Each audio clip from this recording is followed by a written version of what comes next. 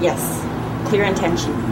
With a clear intention. And how would I make sure of clear intention? You want to know what the final end result is that you want, and then backtrack it. You want to backtrack it, and so that everything that you see coming up to that final point has been taken care of in the best possible circumstances that you can see. So to create the light, you want to have light in every part of that thought. Which is pretty much the whole thing, is wake up. Is that a good enough intention? Wake up? Yes. Is that perfect. That's a good. That's perfect. Because it's kind of vague, I thought. I mean, is that intentional? Well, if you want to say wake up, you want to know what you're trying to wake up. Well, yeah, I suppose. Is it union amongst us, not separation? Well, it's just a spiritual kind of wake up thing. I don't really know what I'm going to wake up. Some people, like I talked to one person, and they said I was going to wake up like people could start levitating and stuff, and I'm not careful, and so I don't know. Like, do you think there's any danger in this at all? No. No. Not as long as you keep your intentions firm. You're pretty clean on that intention thing. That intention has to be there. That's the key to all magic, all manifestation. Right. If you're trying to manifest an awakening in people, a spiritual awakening, and that's your intention, that's perfect. There's strength in numbers, and all of that light combined. So you think of us all as a light, using our bodies as a vessel. Right. That's what it is. Right. All of that light combined is going to go towards that intention. That's perfect. Okay, so absolutely perfect. I'm probably looking at about numbers here, probably around the 5,000 people mark. I'm probably going to do this. Okay. Is that fairly significant with this kind of a ritual, you think? Absolutely. Has it been done before? I've never been aware of it be done before. I know that there are prayer circles, meditation circles that are constantly trying to pray and meditate on the intention of bringing unity through light and awareness. Right, so, but nothing in the 5 grand scale. Not in the 5 grand scale that I've known of. Okay, so this is very, very focused. This is going to happen over a 60-minute period. It's very much going to be bang. And then I want to talk to Graham and get a specific date. What would be a good date to do that on, too. And then it's all going to be, we're going to try to get planetary alignment to the perfect time, and we're going to do it all that way, and then, promote it throughout the whole thing, and then see what happens. If nothing happens, then I'm going to decree that all this spiritual stuff is crap.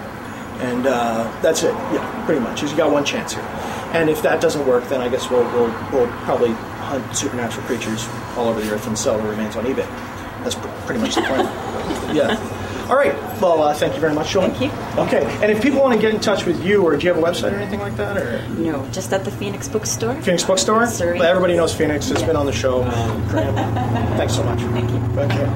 Sacred geometry is that area of science and construction and architecture where metaphysics, the magic, and the energies that we don't understand all combine with the physical world. The Great Pyramids. Now, there's those who would think that the pyramids are, in fact, a big gravestone. That's it. That's all. That's all they do. Look at the big gravestones. Thousands and thousands of slaves died to build these gravestones. There's no other reason other than the pharaoh's ego to build these massive, monolithic, perfectly forged gravestones that you can't slide a razor blade in between. You betcha. Great big rocks. That's all they are. Well, I find that a little bit hard to believe, considering the amount of technology that went into things like the pyramids. And that's only the beginning. In my books, shameless plug, in my books I talk about things called vertometry, verto meaning symbol, ometry, where we talk about things like, how symbols, if you look at a lot of complex magical symbols and things like that, especially from things like the Kabbalah, which is the Jewish system of mysticism, a lot of these symbols are so complex they start to even look like circuits.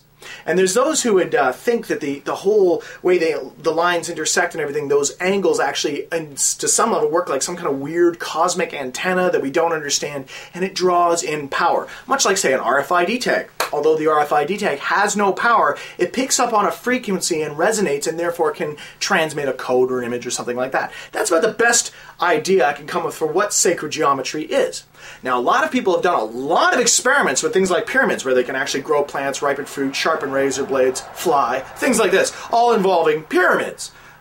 I'm kidding, they can't actually fly, I've tried.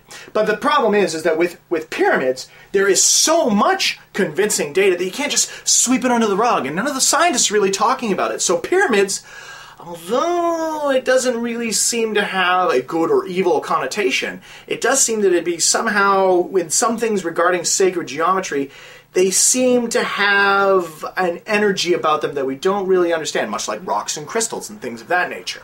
But we'll talk about more about that later.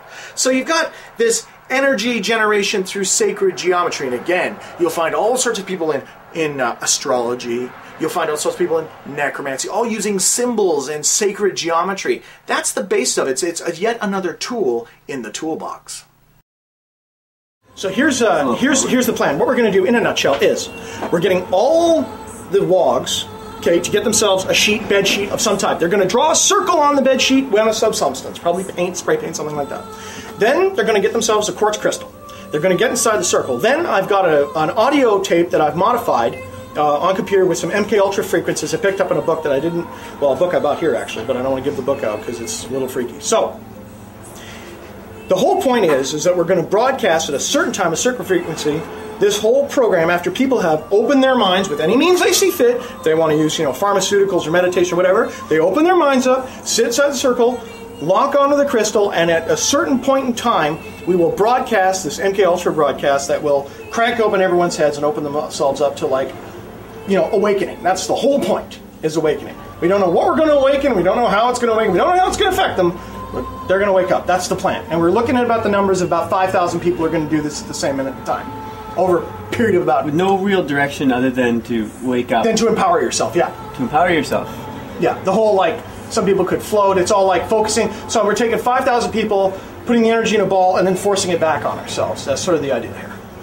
Sounds like it could be a good idea. Sounds like it could go horribly wrong, too. How could it go horribly, horribly wrong? Well, what do you mean by awake, and what do I mean by awake? And how, do you know that all these people are going to react the same way to this MK Ultra? No, not a plan. No idea. It's very, very random. It sounds very vague, yeah. Yeah, it's pretty random. Yeah, I mean awakening up for the music we chose. The music we chose to augment it. What's that? I said change for change's sake. I suppose on one hand, you want people to wake up. Well, sure, you wake up. You don't know how they're going to wake up, but if the position they're in now isn't so good, then change might be good just for its own sake, right? Well, the whole point here is that we want something to happen.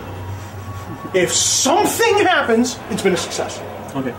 If nothing happens, it's all hokey bullshit. Can you put any kind of extra signal in with this MK Ultra? I can put anything I want. I can make these people, it's pretty clear. Yeah? Yeah. I want a trial run, maybe with a simple little hypnotic suggestion to, I don't know, whatever, and everybody can do it at the same time. Everybody run and go to the bathroom or whatever, and you can get reports back to see how many people responded the same way to this. Oh, no. We're looking for purely supernatural influence here. Oh. Nothing like that. We're looking for people who see lights, floating. Well, that's what I'm saying. Maybe you could try this on a lesser scale, just to. No. It's just gonna go whole hog right off the bat. Both feet. You bet. Yeah, $5,000. Let's see what happens. Press the button. Do all the people involved know what's going on? Well, they do now. Oh, so they're going to be seeing this, and this is the introduction to this. Yeah. And what I need from you, and now, do you think you're not? This could go horribly wrong. Yeah. You're on record as saying this could be a hideously bad idea. Well, yeah. Would you think it's dangerous? Depends on who's doing it. I mean, I don't think it'd be dangerous for me or you. A bunch of crazy, overweight kids who are angry with reality and who dye their hair black and generally spend all their time in front of a computer. That could go either way. That sounds interesting, though. I thought so too. Yeah. And I mean, like I said, if the position they're in now isn't so good, then some kind of drastic change, just for its own sake, might be very useful, right? So what about what? Give me a worst case scenario, as bad as it could get. Bad as it can get. Somebody might develop some sort of multiple personality disorder, which is actually fairly common when people are delving down a spiritual path without proper direction, to end up developing multiple personalities. Actually, another thing that people get is asthma. From it's a strange little thing. If people have nervous energy and then they're trying to push themselves spiritually, it comes out in nervous breathing practices. That's I cough when I do that. But really? yeah. So those are simple things. I mean, that's not really